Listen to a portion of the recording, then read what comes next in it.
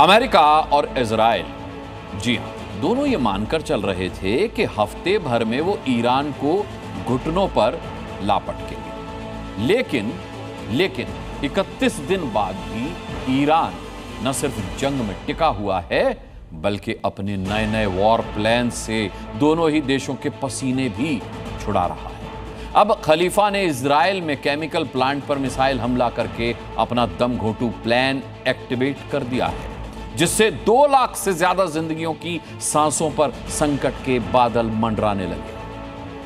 America और Israel हर रोज दावा करते हैं कि उन्होंने ईरान की मिसाइल और ड्रोन ताकत को खत्म कर दिया है, लेकिन उनका यह दावा कोरी बकवास ही लगता है। और वो इसलिए क्योंकि जैसे ही यह दावा किया जाता है, ईरान नया और पहले से भी घातक मिसाइल हमला कर देता है। ईरान के विध्वंसक हमले की सबसे ताज़ा तस्वीरें इजराइल के नेगेव रेगिस्तान में स्थित एक प्रमुख इंडस्ट्रियल जोन नियोत होबाब में देखने को मिली। नियोत होबाब इंडस्ट्रियल जोन वीर सेवा शहर में आता है। ईरान ने इसी जोन को अपनी बैलिस्टिक मिसाइलों का निशाना बनाया है, जिसके बाद इस पूरे इलाके में तबाही जैसा मंजर नजर आ रहा है। ईरान के मिसाइल हमले के चलते यहाँ मख्तेशिम केमिकल प्लांट धू धू कर जलता हुआ नजर आ रहा है। ये 3 तस्वीरें देखकर आप अंदाजा लगा सकते हैं कि केमिकल प्लांट के हालात किस तरह के हैं।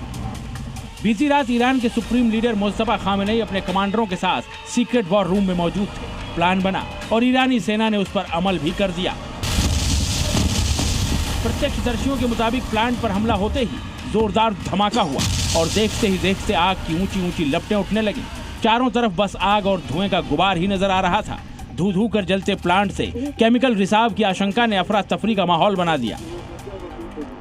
नियोत होबाब औद्योगिक क्षेत्र इजराइल का एक प्रमुख केमिकल और औद्योगिक हब है। इस इंडस्ट्रियल जोन में 40 से भी ज्यादा फैक्ट्रियां दिन रात काम में जुटी रहती हैं। इन फैक्ट्रियों में कई खतरनाक रसायनों का उत्पादन और भंडारण होता है। जिस प्लांट पर हमला हुआ उसमें खेती में इस्तेमाल होने वाले कीटनाशक, खरपतवार नाशक और फफूंद नाशक बनाए जाते हैं। ऐसे में प्लांट पर हुए हमले के चलते सबसे बड़ी चिंता केमिकल लीक को लेकर है।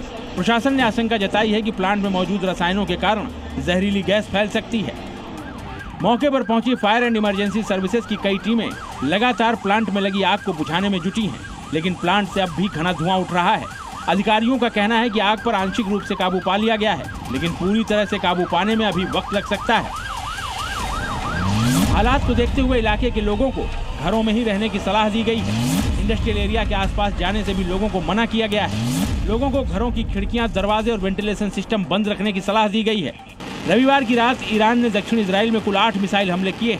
इनमें से कुछ मिसाइलों को तो इजरायली एयर डिफेंस सिस्टम ने हवा में ही मार गिराया, लेकिन 3 मिसाइलें अपने टारगेट को हिट करने में कामयाब रही।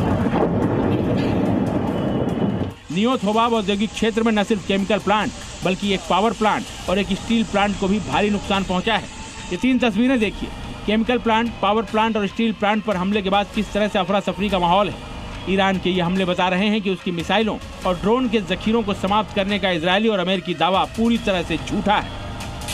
इन 3 हमलों में सबसे खतरनाक मख्तेशिम केमिकल प्लांट पर हुआ हमला ही माना जा रहा है। इस हमले के चलते अगर प्लांट से केमिकल लीक हो गया तो इलाके में भारी तबाही मच सकती है। लिहाजा इस हमले के बाद से पूरे बीरशेवा शहर में दहशत का आलम है। ब्यूरो रिपोर्ट, जी मीडिया।